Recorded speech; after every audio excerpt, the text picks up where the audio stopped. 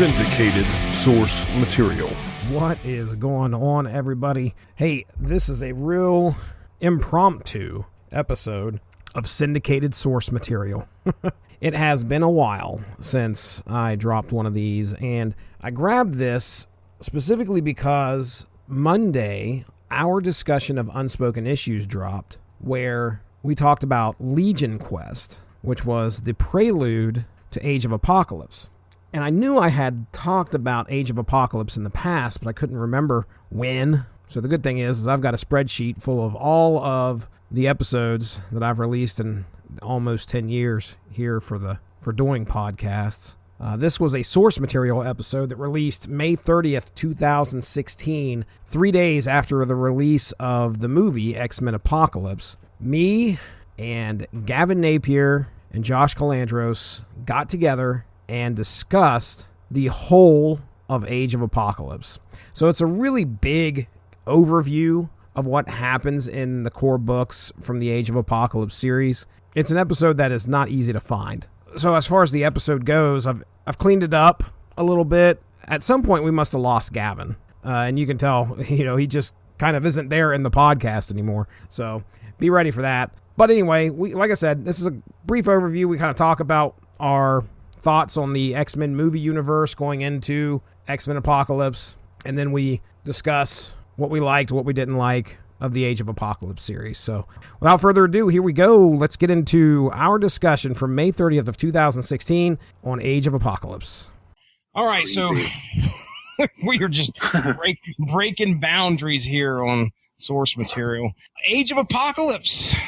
We're recording this a little bit early. Let's see. The movie comes out What? It's like a week from today, a week from yesterday. Oh, wow. So it's like right around the corner. Yeah. If I'm being completely honest, I'm not super excited about the movie. Yeah. Well, I'll see it in the theater, but it's going to be like noon on Sunday. Yeah. I'm not too excited either myself. As much as I'd love to say I'm enthused about seeing another X-Men movie. I love Days of Future Past. I mean, Josh, what do you think of that? Yeah, I like that. I like that really well. Probably one of my favorite X-Men movies. I just feels like with each X-Men movie, like they're taking more and more liberty with it. Mm-hmm. Like Days of Future Past was kind of right along the original storyline, but it was, I don't know, like there was just enough that wasn't normal. Like it was, I don't know. It's just not feeling quite the way it should. The problem with the comic book movies is they have contracts with certain actors that dictate that they're being paid the most, so they're going to make sure that they get their money's worth out of them. Anytime you get a Sony produced or whoever has the rights to X-Men, I forget who has that. I think it's Sony or maybe it's Fox. I don't know. Anyway, they're paying Jennifer Lawrence and Hugh Jackman a movie, so no matter what, those are always going to be the main characters in the movies, which for me detracts a little bit when it's not necessarily a Wolverine or Mystique-centric story. Apocalypse looked like a complete and utter disaster when they first showed that first trailer. I mean, it just looked like crap. Now, they went through and didn't they do some adjustments, Gavin? I honestly don't know because after the first trailer, I've just kind of put this movie on the outside of my radar and haven't paid a whole lot of attention to it. Mm-hmm. Go ahead. No, I was just going to say all that they did is like in the first trailer he was fucking pink. Like he was pink and purple. Yeah. So like they kept the look, which the look isn't completely atrocious, but dude, he was pink. Yeah. And so I think they've changed the color to where he's like his usual blue. Mm-hmm. And so I mean he looks way better in that regard, but I just don't understand why you can't just take stuff like this and just do what they did in the comics with current graphic styles. Are you suggesting that if someone would just be faithful to the character design that made the characters popular to begin with, they would get a better product? Yeah. Well, I mean, here's the thing too, though. You do these movies, you do them for everybody. Right, but at the same time, who are the ones that are creating all the initial buzz before the damn thing even comes out? It's fucking nerds like us that are all pumped about seeing Apocalypse on the main screen so that whenever you get some Hollywood graphics person or special effects person like, oh, I'm going to put my name on this and make it how I want it to be. Dude, no, nobody fucking cares. Nobody wants you to do that. Nobody cares about your name or your stamp on this. Just take what you see in a book, put it on the screen, make it out. That boggles my mind. Ever since comic book movies have started, I don't understand. I have my worries about this movie, but dude, the costume design for Psylocke is flawless. I will have to give you that. That's like a wonderful cosplay come to life on the big screen. I don't know Olivia Munn very well, other than from, what was she on, like G4 or some shit before then? Yeah, she's on Attack of the Show. There we go. So I know that's about my extent of her acting. If that's even acting, you can't even consider that acting, really. I mean, she was a celebrity. Yeah. She was on an HBO show. It was a Will McAvoy show. Like, the character's name was Will McAvoy. Californication? No. I don't know. John from Cincinnati's Room. Okay. The Newsroom. Yeah. So she was on there, and I mean, that was an Aaron Sorkin show, so like it's all writing anyway. Yeah, it's all dialogue. All like, yeah, it's unrealistic, incredibly quick, quippy dialogue. Like, it's fun dialogue. It's just not realistic. I don't expect Olivia Munn to be, I guess, exercising her acting chops too much. She's clearly there for some window dressing, I'm sure. Tonight, our discussion is going to be about the 1995-1996 epic Age of Apocalypse that came and impacted the Marvel Universe. It's synonymous with some of the great X-Men events that happened, if not one of the best X-Men mutant events that occurred. I know I told you guys we'd talk about the X-Men events that occurred back in the 80s and 90s. So I thought what we'd do before we get into the actual stuff, we'll go through some of the X-Men events that occurred, and I'll name them off, and I'll give you guys the opportunity to say if you've actually read it and if you have any opinion on it. I'd like to just point out, Jesse, I think you're pretty much the same age as me, because you mentioned 95, 96 starting high school, because I was a freshman in high school in 96. So for me, all I had really in Logan for comics was a handful of years where Gus's store, the Emporium, Logan, was open, where his mother would occasionally walk over and yell at him. Yeah, and then the latter years where she had a flower shop. Yes. I didn't get a chance to get down there often because at that point I was in middle school. I lived in Westlake. It was just far enough out of the way. So all I had was like 2 blocks from our house was a stop-and-go convenience store that wasn't even a gas station. It was just like a convenience store that had they had that chicken. God, what was like Chester's fried chicken. Yeah, was it Chester's? Yeah, it was Chester's. Like that was the only place I had to buy comics at all, because they had like one of those little spin racks, and I'd go down there every week and buy comics. Mm-hmm. Probably started right around the mid-90s or early to mid-90s. I'd say really the first one that I actually saw individual issues and had issues of is probably Executioner's Song. Okay.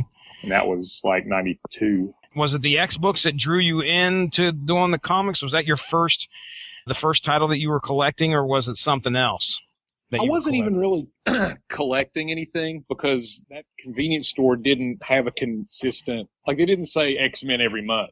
I got you. They probably just said X amount of books from comic book distributors every month. So I didn't get to consistently buy the same title month to month. Mm-hmm. So I didn't even really get consistent storylines. I mean, I'd say X-Men is definitely the one that stood out as like the first franchise or anything. Like I didn't even pick up a whole lot of Spider-Man comics. And I think the first one I did those was the Maximum Carnage. I think that was maybe 96 too. Well, you had the massive relaunch of X-Men in 92? That was the biggest selling comic book of all time, because it had the 5 different covers and then the one huge gatefold cover, and yeah, like that got a lot of people into the whole Marvel thing. So I started a little bit further back with the Neil Adams book, Green Lantern, Green Arrow, and Dead Man. Gotcha. Well, here we go. Let me tell you what we got. I've got a list here of crossovers. This is Marvel Comics crossover events, and there's quite a few. So I think these are going, including most of the Marvel Universe, but there's definitely someone here I recognize that was specifically mutant related. I don't know if you've ever went back and had a chance there, Josh, to like read stuff like, and I'll start out with this, Fall of the Mutants. Did you ever read Fall of the Mutants? I did not. No. Okay. Nope. Can't say I've read that one. Gavin, Inferno? I'm familiar with it, but I haven't read it. Okay. How about you, Josh? I'm in that same exact boat, actually. I think I've said on here that was probably one of the first. It came out in 1988 to 1989. That was one of the first X titles that I remember trying to get every part of that crossover. X-Men, X-Factor. Well, going back here and like looking at it, it says it's Limbo related, and I've been the past 5 or 7 years, I've been meaning to go back and get more Ilyana related books. Yes. Because she, I don't know if y'all are reading any books with her in them in the past 3 years, but she is awesome right now. Yeah. And I would love to know, what led her to where she's at today. Dark Child. She's a very prominent part, obviously, when you're talking Limbo. I can remember the New Mutants cover where Colossus is holding her, and I didn't understand what the heck he was holding, because it was like this white shielded, alien insect looking thing. And it turns out it was her. I think I can't remember if she ends up dying or what exactly happens in that. But yeah, I remember the Dark Child saga, and that being one of the covers clearly stood out to me. Extinction Agenda. Extinction. Oh yeah, always Yeah. X - something. Extinction, Executioner Song. Gavin, you remember reading that one at all? Senator Kelly and all of that stuff. Is that where the Sentinels get introduced? This says the New Mutants and the X-Men are kidnapped and taken to Genosha, which culminates in their escape. The Genosian government is overthrown. These are the books that they used for part of one of the X-Men the Animated Series seasons. Okay. Josh, you got any thoughts on that one? No, I've not read that. Okay. Muir Island Saga. I have read that one. Enjoyed that one. Claremont. And that was, I believe that was the crossover, and that was the story that really established Chris Claremont as the X-Men. I got nothing. I am establishing no cred along the way. I don't know, dude. We're before your reading days anyway. Clearly, at some point, you get into the X-Men because we're talking AOA. Gavin immediately said he nominated you. So, hey, you guys must have been a fan of this particular event, Age of Apocalypse. So the only other couple of ones that I see here, Executioner Song, which both you guys mentioned, I believe. Fatal Attractions. Oh, Gavin, do you remember Fatal Attractions at all? Fatal Attractions, are those the books that have the hologram covers? Sir. Oh, yes. Is that the one where Wolverine gets the adamantium pulled out? Yep. Mm-hmm. That I can clearly remember reading in study hall. I think it was freshman year or sophomore year. My buddy had actually picked it up. I borrowed it off of him, and I was like, holy shit, look what is going on. And, of course, I didn't have the chance to get the rest of the series or anything like that, but I was kind of keeping up with it as best as I can. I think I was even collecting – I think Wizard was coming out at that point in time. That was pretty much its heyday, really. Yeah.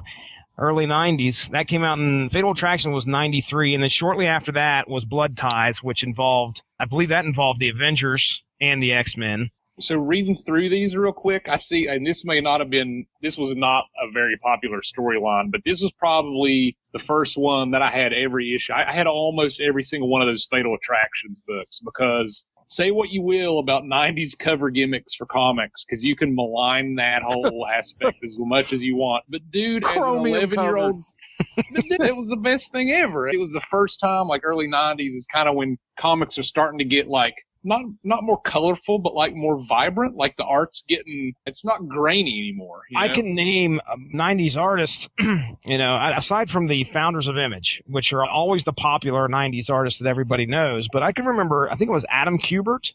I think his run in X-Men was some of my favorite art back then. It was either Adam or Andy. I can't remember. There were both of them. Was there two of them there, Adam and Andy? Yeah, I think Andy was the more prominent one. I bet you're right then. I'm probably thinking of Andy. Some of that stuff really, I've already made no bones about it. I'm a visual guy when it came to starting collecting. I was all about the art, and the story was probably a distant second. Yeah, and it was for me too. I think the first thing that ever really stood out to me was that Magneto pulling the adamantium out of Wolverine's storyline, because that's the first one where I was like, this actually seems like it's important, because up until the 90s, that was the first thing that I read where it felt like more than just an individual issue storyline. Yeah. You know, most of the stuff that I had read was just spotty here and there, and that almost certainly had to do with the fact that I was buying it at a convenience store. But you could tell that one felt like it was written well enough to where you didn't have to have read the previous 5 years. Yeah. So that leads me into the next storyline, which, again, I'm sure is not very popular with many other people, but I had every single issue of Phalanx Covenant. Yep. And Dude, like, I don't know why, but that convenience store got every single issue of Phalanx Covenant. It's because they had holograms on the cover and they knew kids would buy them. I threw money at it, so. Literally just at the book, not towards the register or anything, just throwing handfuls of nickels at the book. I just walked in, grabbed it, threw money in the air, and ran out. Man. Why doesn't that kid just bring the books to the counter and buy them like everybody else? Yeah, Phalanx Covenant, did not collect that. Anything that was associated with Generation X, I don't know why, but I shat upon Generation X. I hated it. How dare you? I hated it. I did not like it. I don't know why. He had a character named Skin. What's not to like? Jeez. Ooh, he man. had extra skin. What? I wanted to like Generation X so bad, but I went like, I got like 4 issues in, and I was like, I got nothing. I remember liking one character, and that was Chamber. What was his power set? I can't remember. He had the huge gaping hole in the middle of his chest that had all the stuff coming out of it. It looked like he was vomiting. Yeah. Okay. It's interesting when you look back and see the characters that actually like remained, because Chamber ain't doing shit anymore. I think Chamber's dead, actually. Probably. And then I think pretty sure Skin is dead. Yeah, I'm sure Skin was probably killed in a random storyline that Bendis wrote. I think the only characters that remain that weren't like mainstays before that series started are Husk and M. Yeah, Monet St. Clair. I was not a fan of that. But here's the thing. I either ended up with close to a full run of that sitting upstairs at an auction, or I somehow ended up with it. I didn't purposely set out to get it. I know that much, but I do have close to, I think, 50 or 60 issues, because it went for a good little while, didn't it? It went for a while, because nothing got canceled in the 90s. Yeah, no, it did not. They had infinite money until everybody went bankrupt. Infinite money, infinite titles. I have a complete run of Ultraverse. Yeah, I forgot about that. Ultraverse was the comic that brought them, that had a lot of that's kind of like the JLA, wasn't it? Or are you talking about the whole, like all the titles in Ultraverse? All of the titles. Prime, Hardcase, Sludge, Lord Pumpkin, Rune, Mantra, The Strangers, Exiles. I like how Jesse's immediate response to that was like, so that was the Justice League stuff type. Nobody has any idea, dude. I can remember seeing Ultraverse sitting on the shelves. That was the days that I was collecting Image. And the Nightman. Nightman. Prime. I know Prime. Sludge. You said Sludge was one, right? Now was the first time I've ever heard of the comic book Lord Pumpkin. You would really like Lord Pumpkin. Yeah, that would have been one I would have grabbed solely out of morbid curiosity. Lord Pumpkin, eh? I'll give this a whirl. He was an evil wizard. Like, it was a magic type book, and his head was actually a pumpkin with a magical flame in it, and it was like some old sorcerer that had possessed it or whatever. And Marvel actually tried to transport him into the Marvel Universe briefly because... they did like a weird crossover. I remember that. Well, Marvel bought Ultraverse because the one thing that Ultraverse had going for it was that they had this revolutionary color process that looked better than everything that everybody else was. Those books did look amazing. And Marvel just bought them outright for the color process and then immediately canceled everything. Wow. And this is Ultraverse Malibu? Yep. That's what I thought. Okay. Ultra Force. That's what I was thinking of. Yes, it was Ultra Force. There we go. And all of their characters were vague ripoffs of other people. Like, Prime was sort of the Hulk. Who was Nightman? He was basically Batman. Yeah. And all of their origins were basically the Flash. Like, there was this whole mystical thing that happened and people ended up with powers. Like, wow. So did they all have like a magic connotation to him then? Or no, like Hardcase was kind of Wonder Man. Like, he was pretty much invulnerable, but he was a movie star. You had Prototype, who built his own suits of armor like Iron Man. Solitaire was actually a really cool book. Like, he was an assassin type character. That was actually a lot of fun. Sludge was an interesting book. He got like merged with toxic waste or whatever, but the character was dyslexic, so the book was written from the like with dyslexic dialogue. That's pretty cool.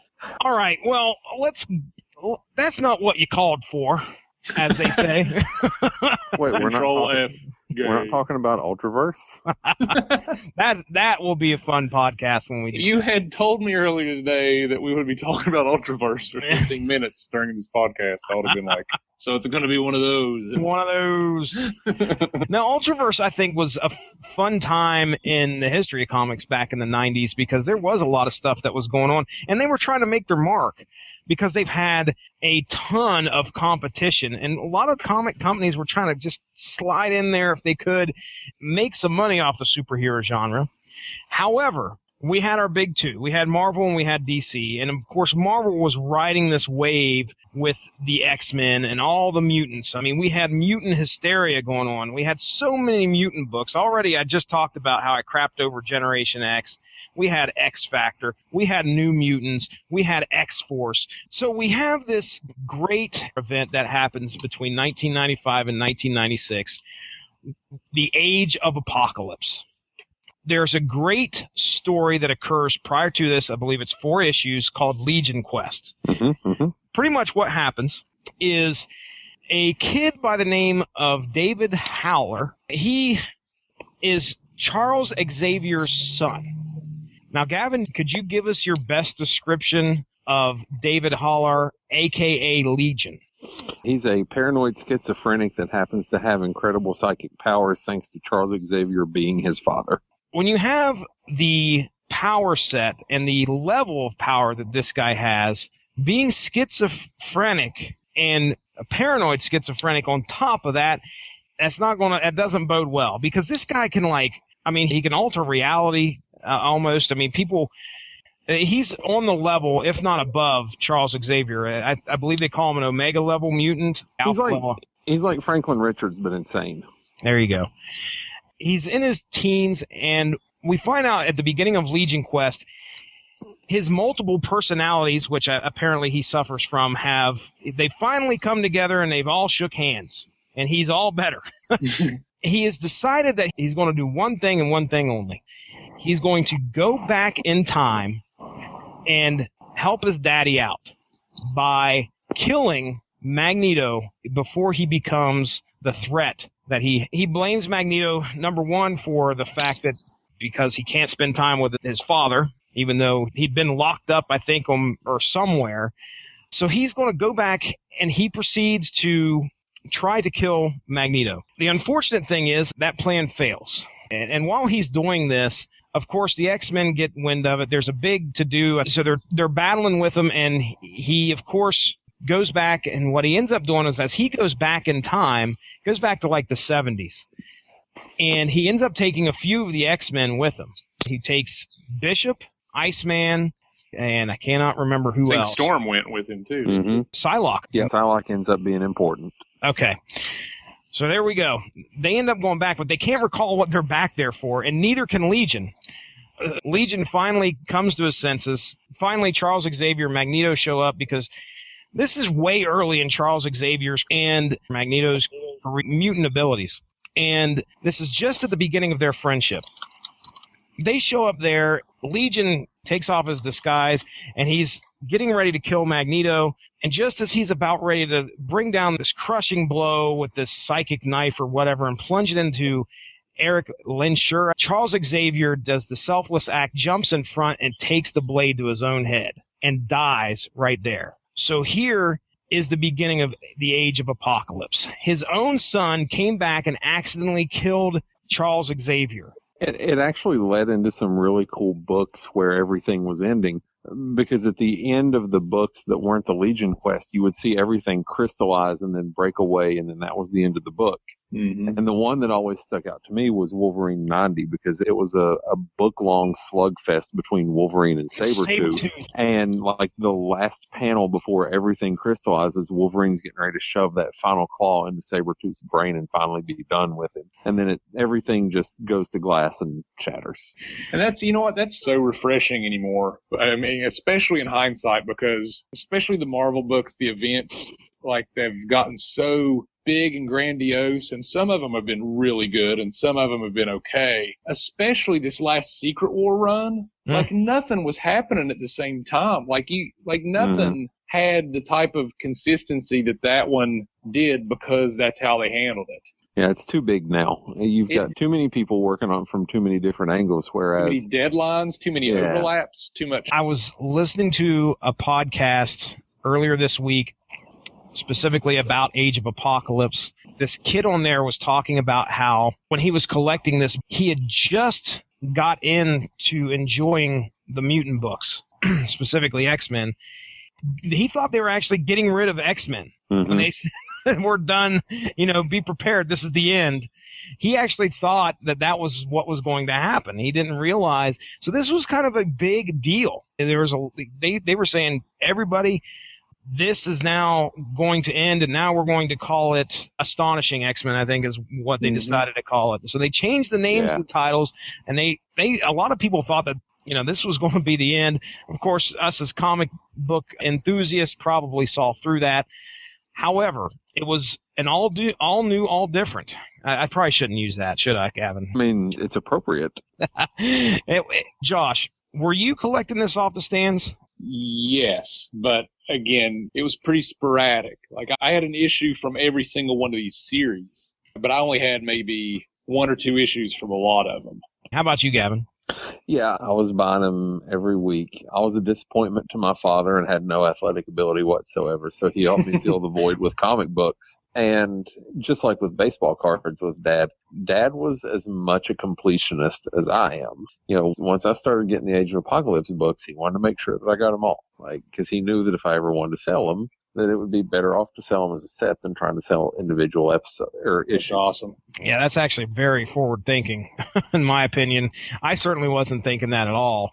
I didn't know that putting together a run would be well worth more than what it would be to sell, issues 1, 10, 11, 12, 15, things like that. I certainly wasn't giving that a whole lot of thought. So definitely good on your dad, man. We get into this new universe, the Age of Apocalypse. What happens with Charles Xavier's untimely demise? Apocalypse pretty much attacks 10 years earlier than he would have. We have our X books take a different look, and all our X teams, everybody's different. Apocalypse has rained terror down on the earth. Because he had taken over North America at that point that this story starts. Yeah. We're jumping right into, I assume they don't go into the time frame and what we're looking at, but it's almost like you jump back into present day and kind of, you assume that's what's going on.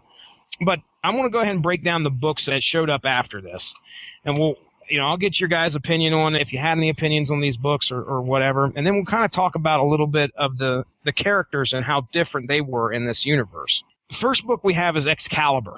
Okay, now that's Excalibur with an X, by the way. We have Nightcrawler. Nightcrawler is, I think, the head of this team. Did you guys remember much about this one? Gavin, do you remember much about this book? I remember Nightcrawler being more involved towards the end of the AOA run, but there's not a whole lot about Excalibur that really jumps out to me. Yeah, same. I mean, as we go through these, several of these books were not really necessary reading. No. Honestly, I mean, that was one of the things, like I was saying earlier, whenever I bought all 4 volumes of the complete a few years ago, like, to be fair, like, it's a hard read to finish. Like, it is really hard. You can get everything you really need to get this story with, like, maybe 3 of these titles. Yeah.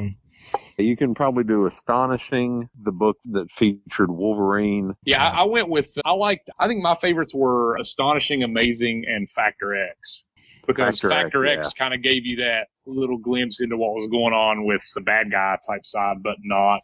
So I like that book real well. But again, with some of these books not being, I would say, kind of not necessary reading, I would throw Gambit and the Externals. Yeah, Excalibur's one of those for sure too. Story-wise, let me go ahead. I forgot to mention about this.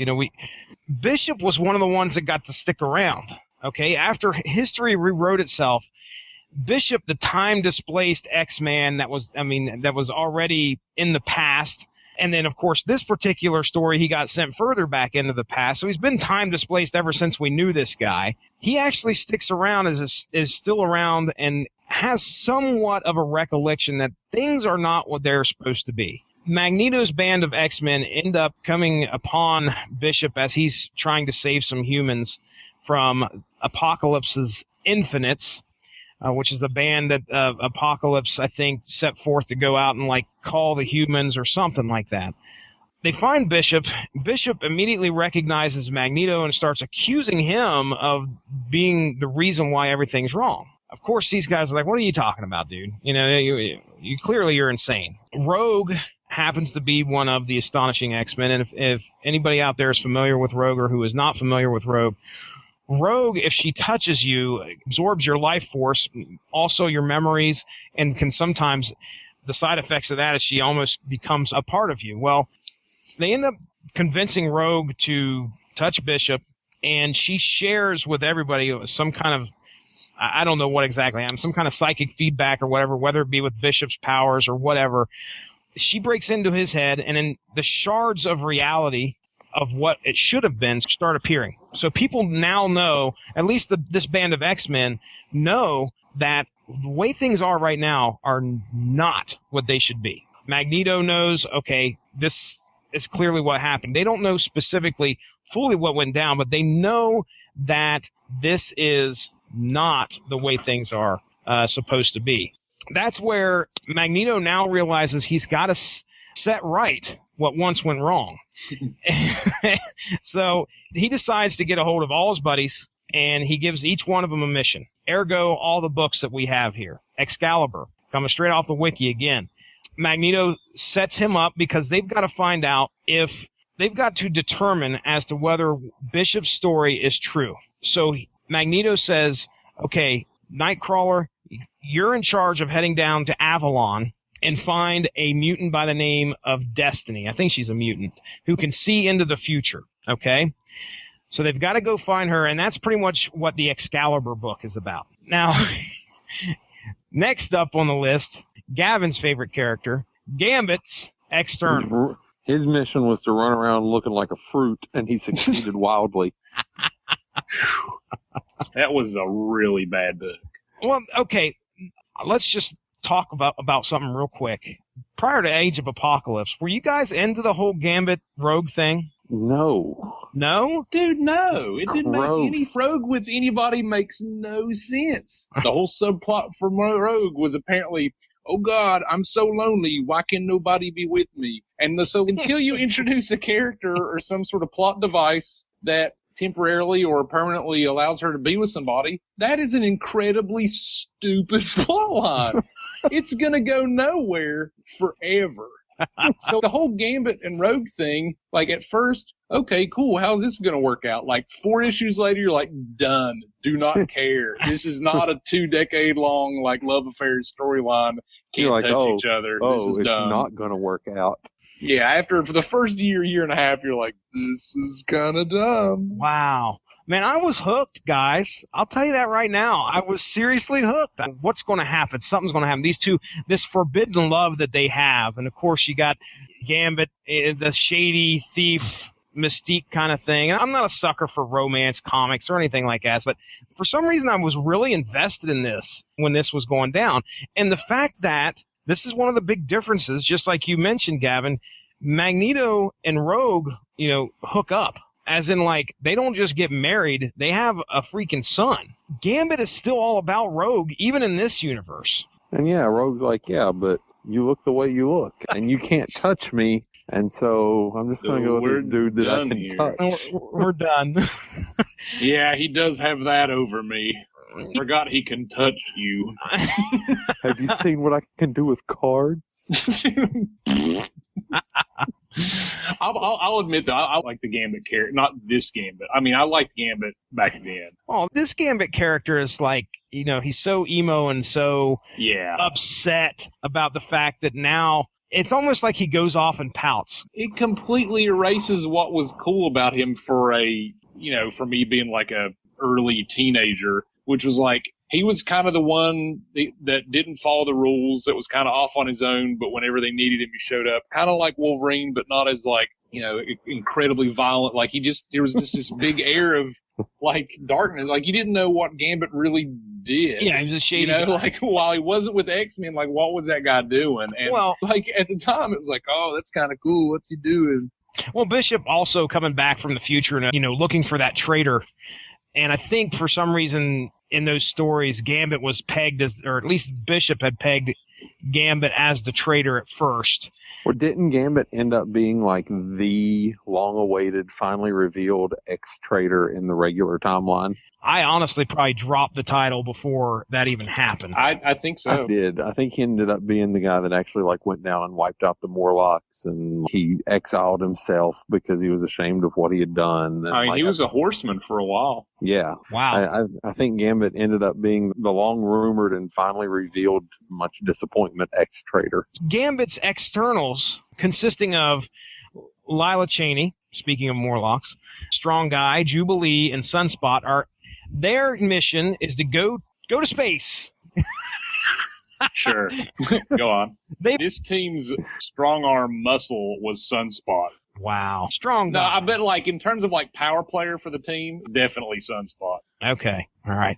Well, they have an important mission, and that's to go grab part of the Imcran crystal, which if anybody out there is familiar with Marvel Cosmic, the Imcran crystal has a lot to do with reality. Well, at the time, it was like the crossroads of all realities. If you could tap into it, you could travel between realities, if I remember right. It was basically one of those, like, Infinity Gems level items in the Marvel Universe. So their mission is to go grab some of this. I believe I saw where they run into, is it the Imperial Guard? Is that their name? That's Star Wars, isn't it? No, it's the Shi'ar. Yeah, there was like this storyline was like tailor made to turn people off. Like the whole X-Men books, like the whole weakest point of Marvel's overall writing in terms of the connectivity of everything has always been the space stuff, in my opinion. Really? I mean, that stuff has always, there's been a lot of good stories there, but it's never really felt like it smoothly gels with a lot of it. This team is so bad to begin with. Like, you mentioned Lila Cheney, and I was like, what the hell is he talking about? And I looked it up, and dude, like, her initial explanation is, she is a mutant with the ability to teleport, but only over vast intergalactic distances. What? Yeah. Unless you want to go like to another universe and you know the destination where you will not immediately suffocate upon landing, she's the one to go to. Call Lila Cheney. Okay, Gambit's externals. Yeah, sorry. I'm like, look at this. This was stupid too. Oh, no, we need it here. Trust me. The McCran crystal, though, is important to try and, in this storyline. Obviously, if it could deal with alternate realities, this is going to factor into it. So Gambit's job is to get off the planet, but make sure to bring back the crystal when you do come back. So that book apparently replaced X-Force, by the way. So imagine you're writing X-Force in the early to mid-90s, and you're like, okay, I think we're doing something pretty solid here. And then the executive team comes in and is like, here's what you got. Put Gambit in space. But I don't want to. Well, enjoy DC. Just going down the list here. Generation Next. Yeah, they were all right. This was Colossus, holy I loved the look of this Colossus. Every character got a design upgrade. I agree. 100%. Look, Bishop went from having the long Soul Glow mullet and the stupid blue and yellow uniform to like he looked like a desert wanderer. Iceman didn't have facial features and it made him look like super intimidating. Wolverine didn't have a hand. Cyclops was actually a Cyclops. Right. I mean, the absolute number one reason that I first started into this series and was so umped about it the entire time, regardless of whether the stories were any good, is the art was consistently flawless from every single book. Like, it was, I mean, for me, it depicted like a super dark, futuristic or different alternate reality. So you had this dark story element to it, but at the same time, some of these books were super, not even bright. I don't want to say bright and colorful, but I think even to this day, it's the most vibrant color scheme type art style of any comic book storyline that I've ever seen. I agree. I definitely have my favorites. Some of my favorite titles was definitely, art-wise, was Generation X. Whoever was drawing Generation Next, whoever was drawing Generation Next was tremendous. I really like that. I'm just going through here and showing pictures off of the Colossus from. Yeah, that was. Yeah, because I think the story behind that was like, since he was a soldier and was at war, he changed to steel and just never changed back. And so through the years, parts of his steel body had been damaged, and he had placed armor over them. Generation Next comprised of Colossus and Shadowcat, which that's good to see them two together. Didn't end well. No, it did not. Chamber, Husk, Mondo, Vincente Semeta, and Skin. So there's some characters you just announced earlier. And of course, their purpose was to go and find. I remember specifically Magneto said, okay, hey, we've got to find the mutants that are out there that can be somewhat essential to potentially traveling back in time. And of course, Apocalypse was like, well, as soon as he took over, or one of his first missions was to go out and kill every mutant that could potentially go back in time or had some kind of time manipulation power. There was one that they found that Colossus assumed was dead, and that, of course, was Illyana, Colossus' sister, or Magic, who was, I think, being held captive by a guy by the name of Sugarman. Yes. And who is awesome. I don't know much about Sugarman. I'll be honest, I don't know what his powers are. I just know he's a weird, creepy little guy. He looks pretty messed up. So apparently his power set: expert biologist and geneticist, superhuman strength, 4 arms. All right. Razor sharp claws and teeth, indefinitely long bioelectric razor sharp tongue, enhanced sense of smell, and ability to alter body mass and size. Sugarman was one of the few characters that stuck with the main universe after AOA ended. Oh, okay. All right. So that was Generation Next. That was their mission, to go find Magic and try to put her to use, which we find out in this storyline. It's not like she's a mutant that's just willy-nilly using her powers. She has no idea she has powers. Next up, we have the Astonishing X-Men. I'll just run down through the characters there. I imagine, well, they say they were led by Rogue, so I assume Magneto's in the background, because I don't think he shows up as a member of the rest of these groups. But Rogue is the leader. We have Sabretooth, Blink, Wild Child, Morph, and Sunfire. Gavin, you got a favorite out of those guys? I love this entire team. Sunfire's redesign may have been the best in comic book history. Yeah, dude, that was amazing. And they brought it back for a short time in the regular universe when he was a horseman for Apocalypse. Mm-hmm. What video game was it, Josh, that you could do a mod and have that version of Sunfire? Was it one of those Ultimate Alliance games? It may have been, yeah. Ooh. You could get that version. It was just amazing. But Sabretooth's personality and having Wild Child on a chain with him. Stop. Someone explain Wild Child to me. I really don't know a whole lot about him. I know he was in Alpha Flight in the regular universe, wasn't he, Josh? Yeah, that was actually his first appearance, was in the first issue of Alpha Flight, but I don't think he really did much. It was just like a side character nobody really thought of. Yeah, I mean, for our listeners, I'll do my best to describe Wild Child. Take Sabretooth and subtract about 150 pounds. And then put him on a leash. Put him on a leash, maybe about another, 10 inches. It was like a mini Sabretooth, right? Well, like in the Age of Apocalypse, like he had super low intelligence. Like he didn't have more feral. Low intelligence. Yeah, he was basically like a feral, like super scrawny version of Sabretooth. And apparently in that timeline, Sabretooth had found him. He'd basically rescued him from being a prisoner of Holocaust. So that's how they found it. And you can kind of fill in the blanks there, but you can almost certainly understand that Sabretooth found him like that. And he's like, well, I know how that works. And so I know what he's going through type of thing, because Sabretooth was more like, he wasn't an emotional character or anything, but he was more like down to earth than he had been. He was like Wolverine that we knew, because he was taking care of Wild Child, and he definitely had this very father-daughter relationship with Blink.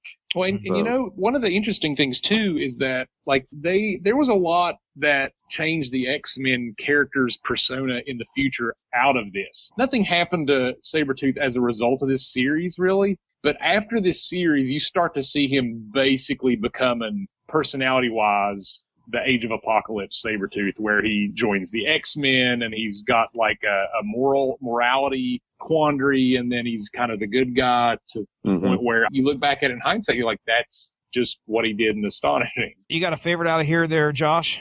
I just like that basically half the team ended up becoming the Exiles. Yeah, if you wasn't going to mention that, I was. Yeah, I mean, half the team, I mean, Sabretooth, Blink, Morph, I mean, that's over half the team right there. Was Morph, had Morph done anything before this? Like, was this his first appearance? Morph was on the cartoon and was a huge fan favorite on the cartoon. And from the cartoon, a lot of people have been clamoring for him to be introduced into the books. Huh. And he had never been brought into the regular X-Men books. And so Age of Apocalypse shows up, and all of a sudden we've got Morph. And he looks different than he does on the cartoon, but there he is, essentially the same powers and the same personality, and everybody loved him.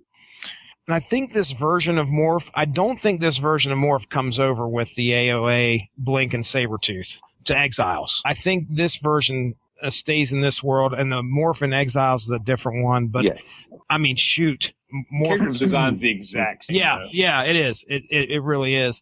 And Sabretooth, yeah, it was fun to see them go into the Exiles comic, and those were the mainstays pretty much throughout the whole run of the Exiles. Yeah. Mm-hmm. All right, Amazing X-Men. That was the Astonishing X-Men. Now we have the Amazing X-Men. By the way, I just want to go ahead and put this out here. I don't think I made it clear earlier. Apocalypse's view on things. Survival of the fittest. If you read anything with Apocalypse in it, or if you watch anything with Apocalypse in it, if we're talking about the cartoon, I believe his mantra is survival of the fittest. Blah blah. It's over and over and over. So when he took over or attacked, made his move on the Earth, clearly humans were the weakest species. He's starting to wipe those out, and that's what they're calling the Cullings, by wiping out the humans. And that was what Magneto put the Astonishing X-Men up to do, is to stop the Cullings. Also, when it comes to mutants, it's not like Apocalypse just let all the mutants live happily and free here. What he would do is he would take these mutants and put them in detention centers, and also have somebody experiment on them. A lot of the mutants are not living in peace and harmony here. A lot of issues. We'll get into the Amazing X-Men. Our team leader, Quicksilver. We have Iceman. We have Exodus, Banshee, Dazzler, Storm. They're tasked with helping out humans evacuate and get to Europe. And the reason why is the Human High Council, there's a bunch of humans over in Europe. Mm-hmm. And their mission is to stop Apocalypse as best as they can. The decision that they have made is that, well, we're just going to nuke them. And they're going to send all the nuclear bombs that they have over to the U.S. Damn humanity over here in the United States. As long as Apocalypse gets his, everybody else is just, unfortunately, they're just casualties that have to happen, casualties of war.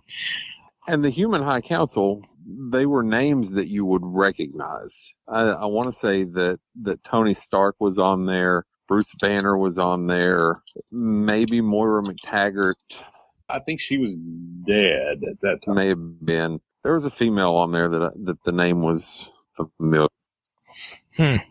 Let me see. So Clint Barton, Bolivar Trask. And wasn't he a villain? Yep. You've got Tony Stark. You've got Gwen Stacy for some reason. Okay, there you go. General Ross and Henry Gyrick. And then also Dr. Moreau. Honest to God, this says Dr. Moreau. That's a Marvel property? Seems very lazy, but sure. All right. What random literary character you want? Yeah, throw Sherlock Holmes on there, whatever. Okay. So these guys, this is the Human High Council, and like I said, their mission is to try and stop Apocalypse from advancing and taking over the world. That's the Amazing X-Men. They've got to try and get the rest of the humans over to Europe before the bombs drop.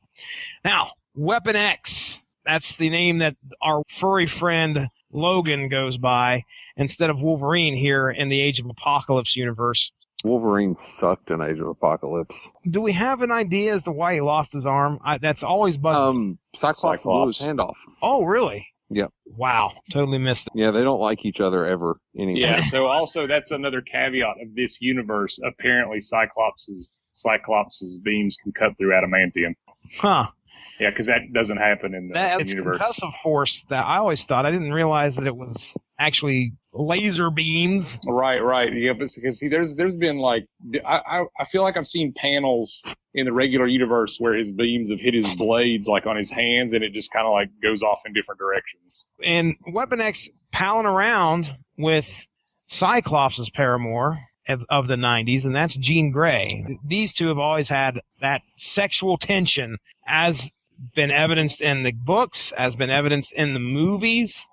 While here in the Age of Apocalypse, they have their day where they can be a couple and fight as a couple, and also, struggle as a couple. And as we find out, they're members of the Human High Council also. They're sent out on missions by the Human High Council. And I think at one point, the bombs are about to drop, or at least the bombs are going to be sent over to the U.S., and Jean Grey decides to make her way over there to help some out, much to the dismay of Logan. Logan doesn't want her to go, but she's decided she's going to go over there and help humanity out and try and help evacuate as many people as possible, because she knows the bombs are coming, and she thinks it's important to try and save as many people as possible. Weapon X, he's a jerk. He loves Jean Grey, but he's Logan. He's a jerk. So there you go. Anything else you guys want to say about Weapon X?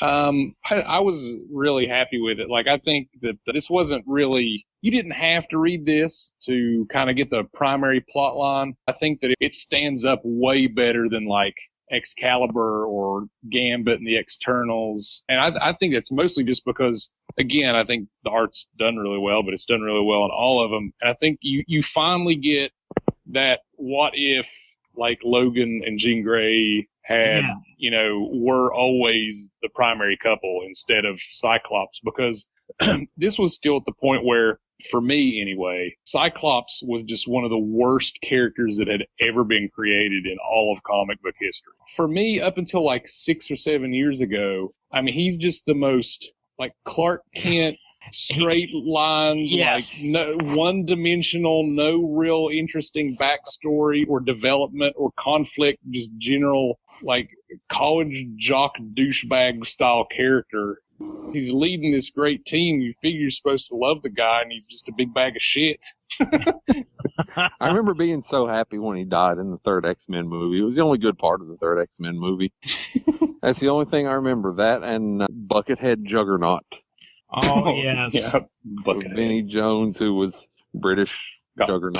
Got paid to say a meme in a movie. Yes, he did. He did. Next up, Factor X. In this reality, Cyclops and Havoc work for Apocalypse. They basically lead his primary task group, and they're called the Elite Mutant Force. One of the interesting things about this book is that Cyclops and Havoc were on the same team, and Cyclops was team leader. You had the inevitable Scott-Alex rivalry thing between the two of them, but they pretty much despise each other throughout the entirety of the book, if I recall right. It kind of just tells the story of their point of view, and as the 4 issues develop, you get that Cyclops has inner moral quandaries with everything, but of course, because what a predictable, shitty character.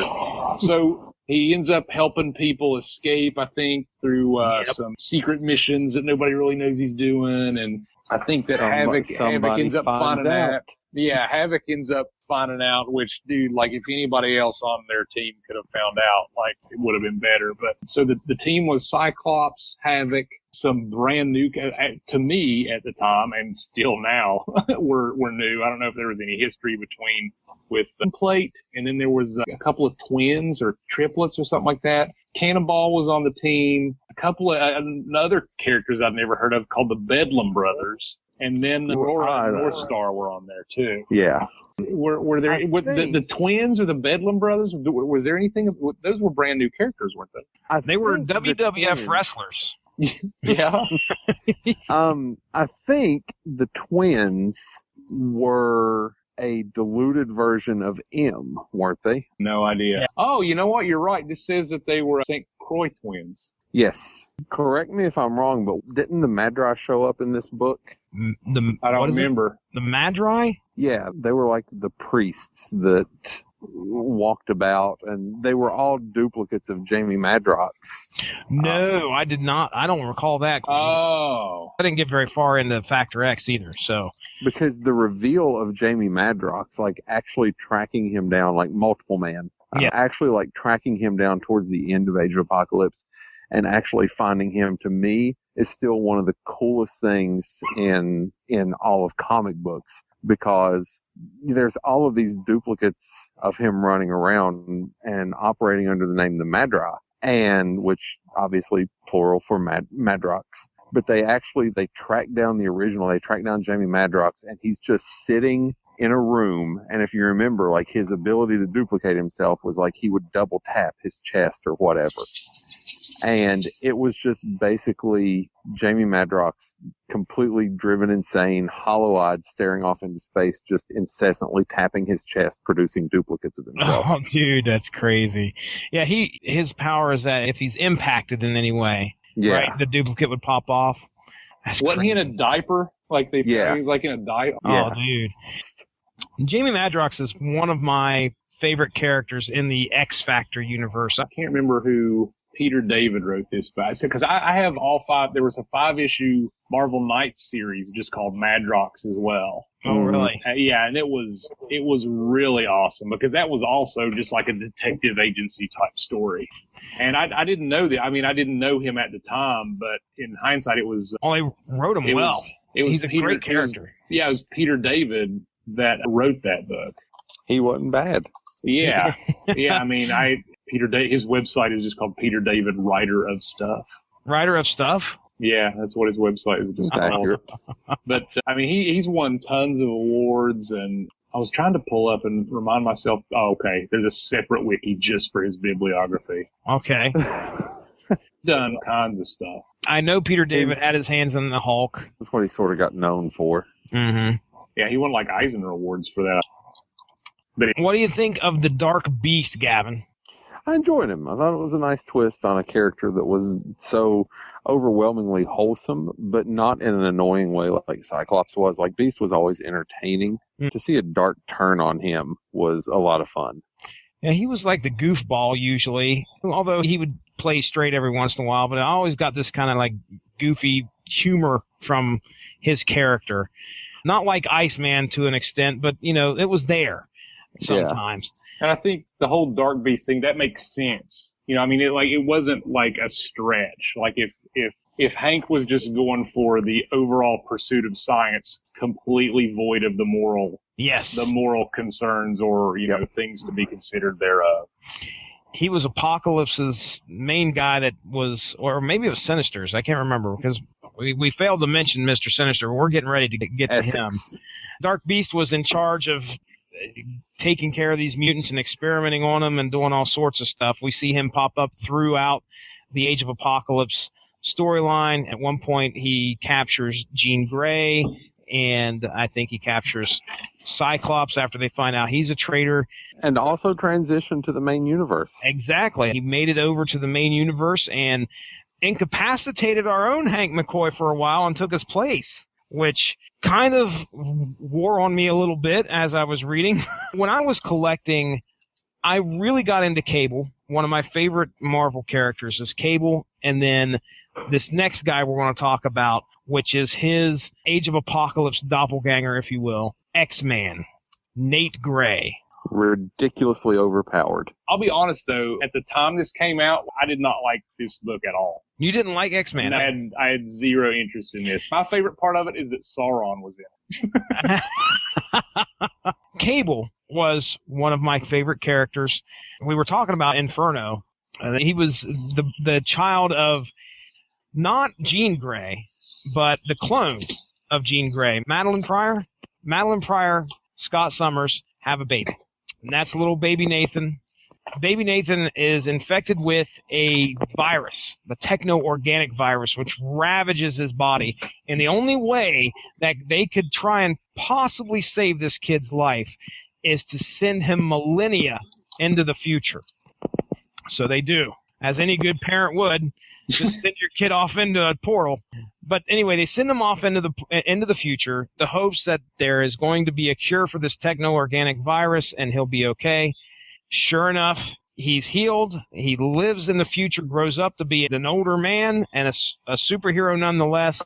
He has telekinetic powers, I believe, or telepathic, telekinetic. I know it's telekinetic because he uses that power to keep the techno-organic virus in check so it doesn't overtake his whole body. Hence the metal arm, if anybody's ever seen Cable. And ends up, of course, getting his hands on some time travel equipment and heads back to the time of shortly after he was sent forward into the future and meeting his mom and dad. He was the leader of X-Force. Okay, so again, I'm a sucker for the whole time travel story.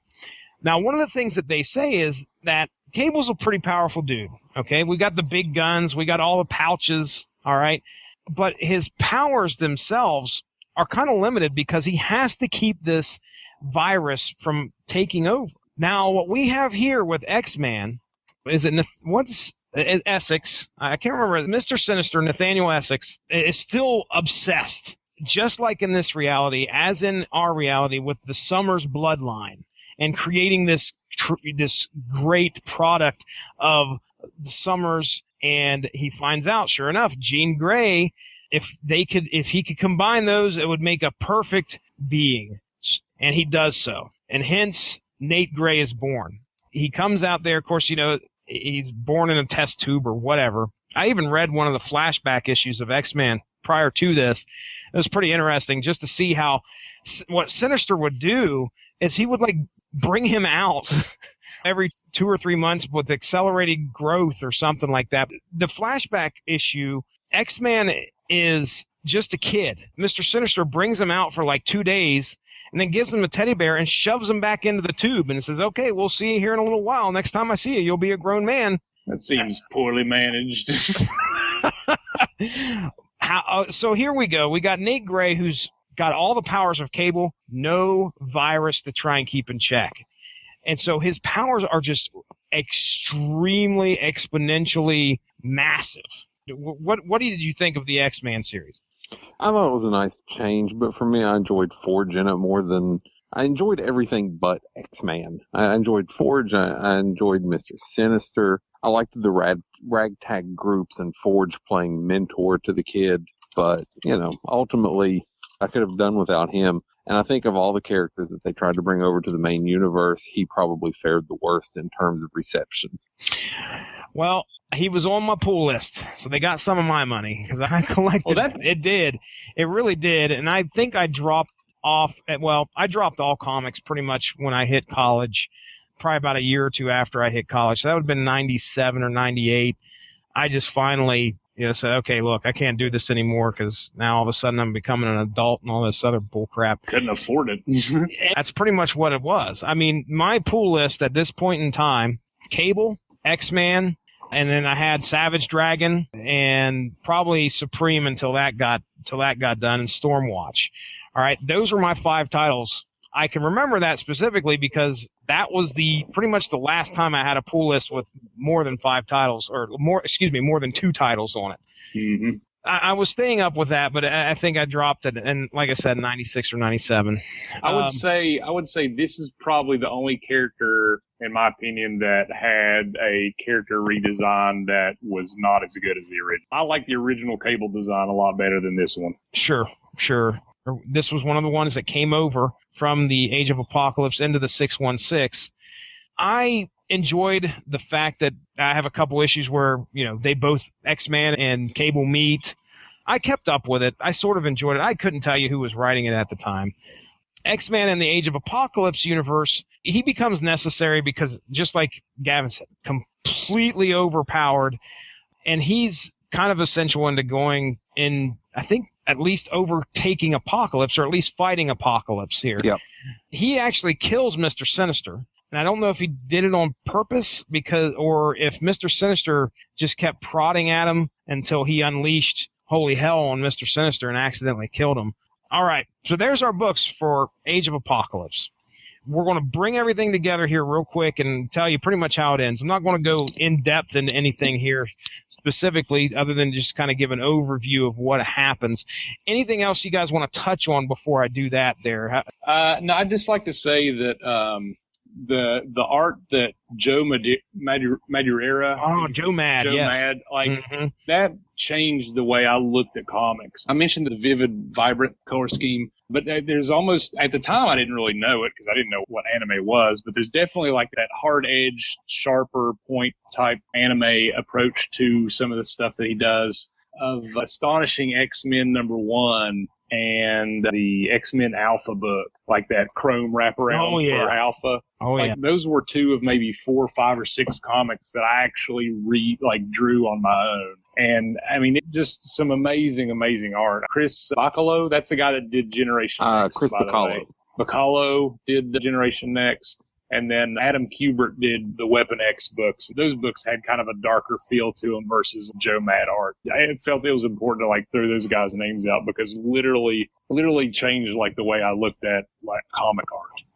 Well, let's go ahead real quick, and I'm again looking off the wiki here. We'll go through the creative teams. I'll name off the writers, and there are still a lot of writers that are still around here. I took Fabian Nicieza as a penciler. He was not, was he? He was a writer, according to this. So he did both. He did? Okay. All right. So let's go ahead and I'll run down the writers here that they've got listed. A lot of these names are very familiar. I've heard of Scott Lobdell, Mark Waid, mentioned Fabian already. Man, I wonder what Mark Waid did before. How long has Mark Waid been writing? Forever. I'm fairly certain. Yeah, this goes back to the 80s. Never mind. John Francis Moore, which is not a name I've heard of.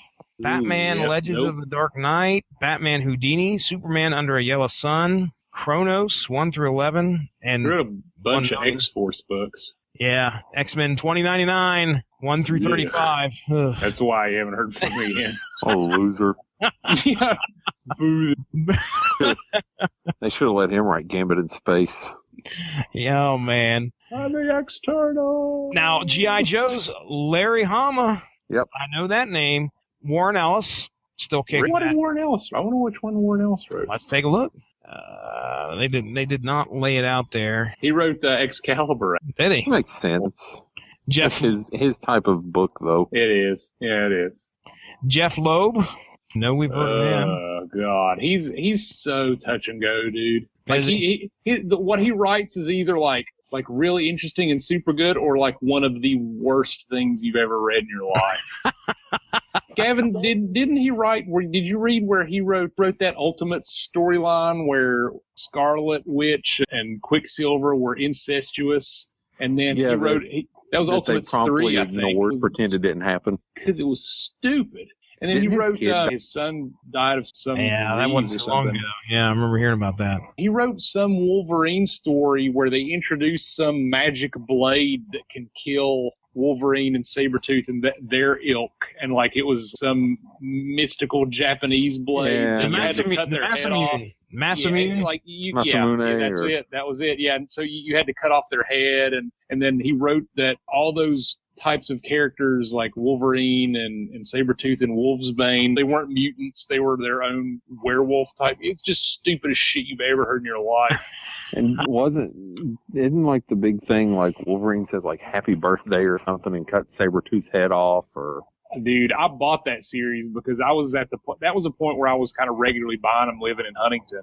And I bought every issue of every single one of those Ultimates runs. And I read that one. I was like, I don't know that I'm buying the next one. This is the stupidest thing I've ever read in my life. I think if you look up like Sabretooth beheaded, it's some of the worst dialogue that's ever been put in comic books. Our next guy here on the list, list of writers, Howard Mackey, had his hand in the Marvel's New Universe line. He'd been around since the 80s. And then up you wrote next, a lot of Mutant X. Mutant X is the alternate universe Havoc, isn't it? Alex Summers, where he like goes over to a different alternate universe. And yeah, at 1 through 32. Yeah, he leads. Dude, I've honestly given some thought about reading this just because of the whole alternate universe stuff going on. Because it is Alex Summers from the 616, I believe, who ends up going over there. And I'm just looking at a picture here on the wiki. That definitely looks like Marvel Woman / Goblin Queen. So we know that's probably Madeline Pryor. I don't know who that's Archangel. Yes. Archangel. Sure. Yeah. Okay. That was Howard Mackey. And then last one, Terry Cavanaugh, which is I've heard of, but I couldn't tell you what he wrote. Apparently. Well, he wrote an issue of Avengers West Coast, so he's all right in my notable works, Mark Spector, Moon Knight, Web of Spider-Man, and X-Men. Damn, the Moon Knight had an early 90s series that went at least 60 issues? Yep. I'd like to go back and read that. Really? Yep. Because the last couple of Moon Knight series have been really, really cool. Moon Knight drawn by Stephen Platt. That's all I got to say. I think he went on to do I think he did stuff with Image, because I remember he was on Prophet a few times. Whoa, that guy drew some impressive pectorals, huh? Yeah. Platt. Oh, dude. Yeah. The cover art, I guess number 60 was the last one, but that cover art's really cool. Moon Knight? Mm-hmm. No, man, you're good. You like a Moon Knight? I do.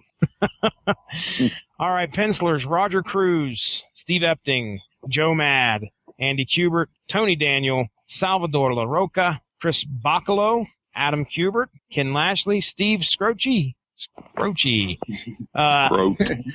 Terry Dodson, Ian Churchill, which that name stands out, I think, as one of the ones where did he have his hands on Generation X? May have. Because, or not Generation X, but... He did the X-Men The Wedding album. Oh, yeah. No, he had his... I can't remember what he had in the Age of Apocalypse universe, though. Maybe it was the... He did a bunch of cable books. I like Dean Churchill. I was looking through his list here, and he did one of those for the Age of Apocalypse books. He did one of the X-Men Chronicles books. Remember, there was two of them, X-Men Chronicles 1 and 2, that were kind of like not directly related, but relevant. Okay, Carlos Pacheco, which, that's another name I've heard of. Joe Bennett, definitely heard of him. So there's your creative teams. I remember the big knockdown, drag-out fight between Magneto and Apocalypse, which we end up getting X-Man involved in it. It really is one of the more frenetic books that you'll ever read when everything comes to a close, because they take one issue and they wrap up everything. And it's done in such a quick pace, but it's very satisfying. You don't feel like you got hosed on anything. From Colossus trampling his wife to the final battle, I really enjoyed how they wrapped everything up and were able to reintegrate into the new universe.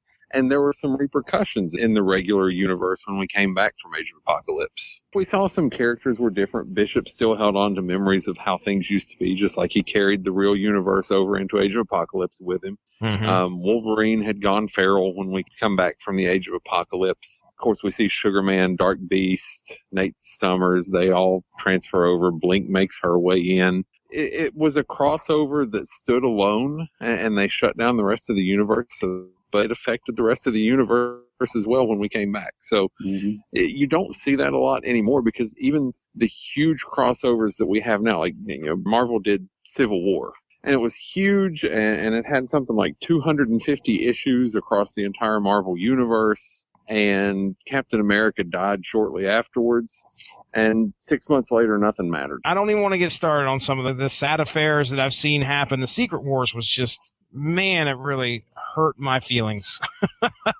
I devoted.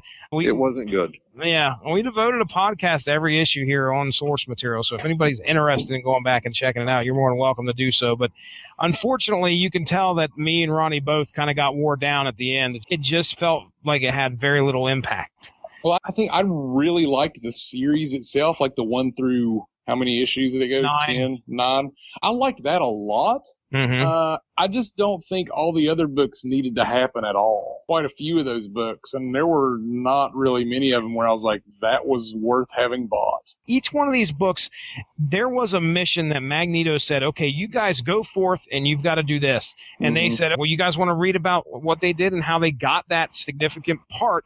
And then at the end, they brought everybody together. Everybody from each book came together and they had their part fulfilled or their mission fulfilled or whatever at the end of that book, and it all meshed. Secret Wars did not do that at all. No, it didn't. I did not get that feeling at all. Again, I think the primary point is something that I don't know that had really happened before because, like I said, it's really hard for me. I think I've said this on other comic book podcasts. It's really hard for me to read too many comics from before this era because the writing, not even at this particular mid-late 90s point, but for me, the early mid-90s completely changed the level of writing in Marvel DC superhero level comics to another level altogether. And it was just impressive for me to have read a story, like you guys said, like everything mattered. Like the stories, the books might not have been great, like Gambit and the External. That was not an entertaining read, but it was relevant to what was going on and mattered to the end story. And that was really impressive to me. Okay.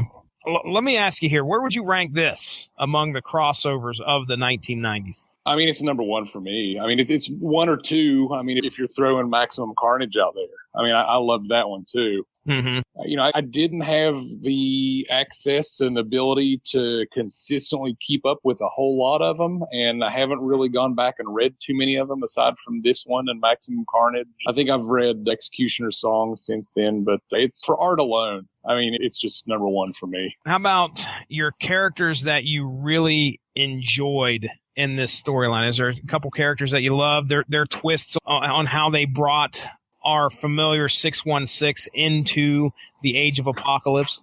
I just love the character design for Magneto. I mean, it wasn't, as drastic as a lot of other character designs, but I just love that they took pretty much the same type of color scheme, but almost just that whole vivid aspect that they did with every single character. I felt that worked really well for what they did with Apocalypse.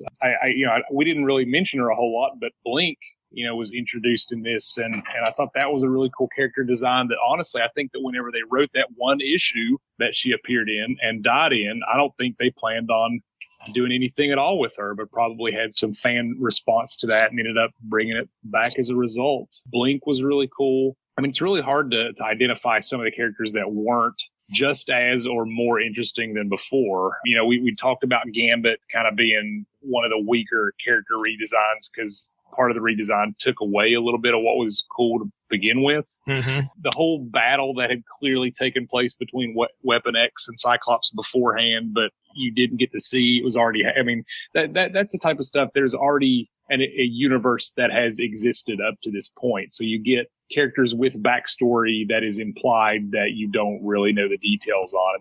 And you just got all these different layers that went on. Yeah, it's Dark Beast. You've got characters. This storyline actually mattered to what happened afterwards. It was just a really impressive read. Is it going to be Gambit? I didn't really hate him. I just felt like you kind of took away everything that was cool about him. Like his kind of no nonsense, semi-independent while still being an ex-member team. You literally took all that away from this version of Gambit. I just don't understand where they were really going with that. I wasn't really big on the Sugar Man character because he just seemed like a physically deformed mad scientist, and that felt generic in a world of god-level powers. Was there any aspect you felt that was absent from the book? Was there something that you felt they should have gave you a little bit more of? Or was there a story that was untold?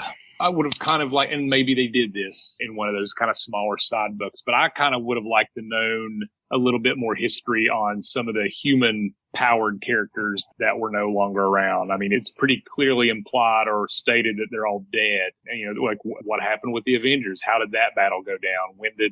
How did that happen on this earth? Were there no mutants around to help? Like, what was that? You know, like just, you could go off on a whole nother couple of books worth. And they could have just as easily kept an Avengers version of that book going during a 4-issue arc and during that time rather than that universe's present.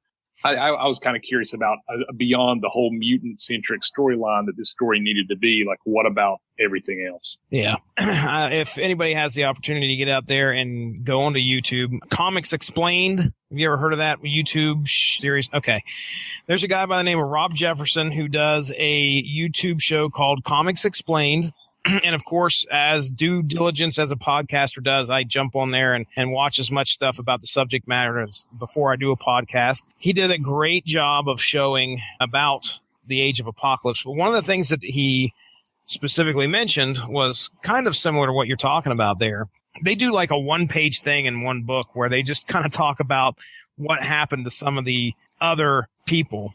Specifically, they talk about Frank Castle, the Punisher. Okay. What happens with him, Spider-Man. So did that book came out during this Age of Apocalypse storyline? Well, no, this is like a 1-pager in a book. So no, okay. I think it was in the back of one of these books where they're like, I think they were showing like 1 page was of what the nation, what the world looked like under Apocalypse's rule. Like Apocalypse ran the eastern side of things. We didn't even talk about Holocaust, which was a pretty neat looking character. Cool character. Apocalypse's son. But anyway, that map was one of the pages. And then I think there was another page talking about some of the other heroes that occurred. So it wasn't like they took out a whole story. They just kind of gave you like a tiny little paragraph. Like Frank Castle ends up losing his wife and kids in the Callings, ends up becoming a priest and then dies. They were kind of a weird twist. I think Peter Parker ends up getting killed. Namor ends up getting killed somehow. I just don't know what issue it's in. And there you have it, folks. Our discussion from 2016 on Age of Apocalypse. Thank you for joining us for Syndicated Source Material. I'm Jesse Starcher. We'll talk to you soon. Bye-bye.